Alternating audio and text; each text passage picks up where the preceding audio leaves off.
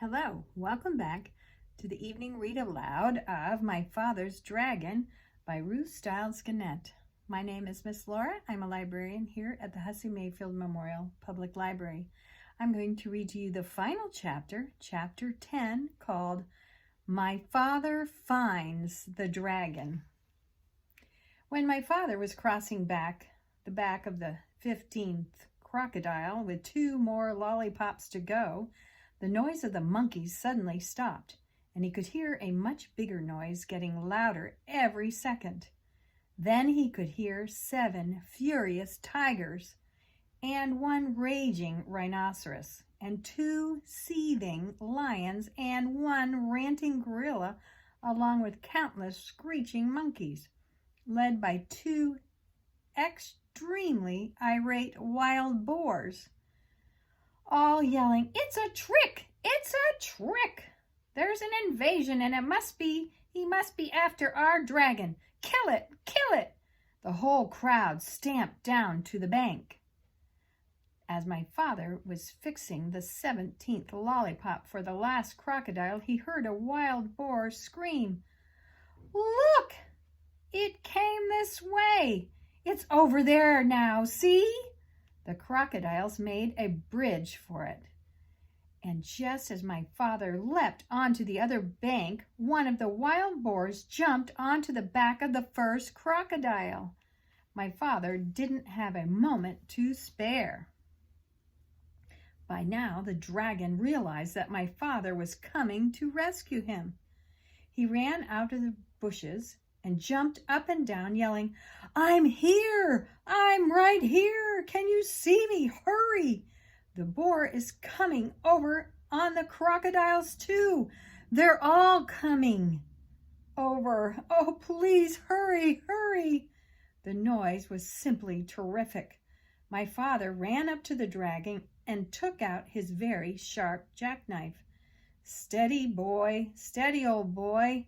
We'll make it. Just stand still," he told the dragon as he began to saw through the big rope. By this time, both boars, all 7 tigers, and 2 lions, the rhinoceros, and the gorilla, along with countless screeching monkeys, were all on their way across the crocodiles, and there was still a lot of rope to cut through. "Oh, hurry," the dragon kept saying, and my father again told him to stand still. "If I don't think I can make it," said the father, "we'll fly over to the other side of the river, and I can just finish cutting the rope there." Suddenly, the screeching, screaming grew louder and madder, and my father thought the animals must have crossed the river. He looked around and saw something which surprised and delighted him, partly because he had just finished his lollipop, and partly because, as I told you before, crocodiles are very moody and not the least bit dependable, and they're always looking for something to eat. The first crocodile had turned away from the bank and started swimming down the river. The second crocodile hadn't finished yet, so he followed right after the first, still sucking his lollipop. All the rest did the same thing, one right after another, until they were all swimming away in a line. The 2 wild boars, the 7 tigers, the rhinoceros, and the 2 lions, the gorilla, along with the countless screeching monkeys, were all riding down the middle of the river on the train of crocodiles, sucking pink lollipops, and all yelling and screaming and getting their feet wet. My father and the dragon laughed themselves weak because it was such a silly sight. As soon as they had recovered, my father finished cutting the rope, and the dragon raced around in circles and tried to turn a somersault. He was the most excited baby dragon that ever lived. My father was in a hurry to fly away, and when the dragon finally calmed down a bit, my father climbed up onto his back. "All aboard," said the dragon. Where shall we go? We'll spend the night on the beach, and tomorrow we'll start on the long journey home. So it's off to the shores of Changerina, shouted my father as the dragon soared above the dark jungle and the muddy river, and all the animals below bellowed at them, all the crocodiles licking their pink lollipops and grinning wide grins.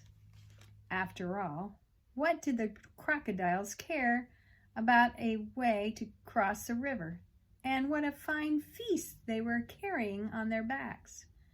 As my father and dragon passed over the ocean rocks, they heard a teeny, excited voice scream, "Bum crack, bum crack!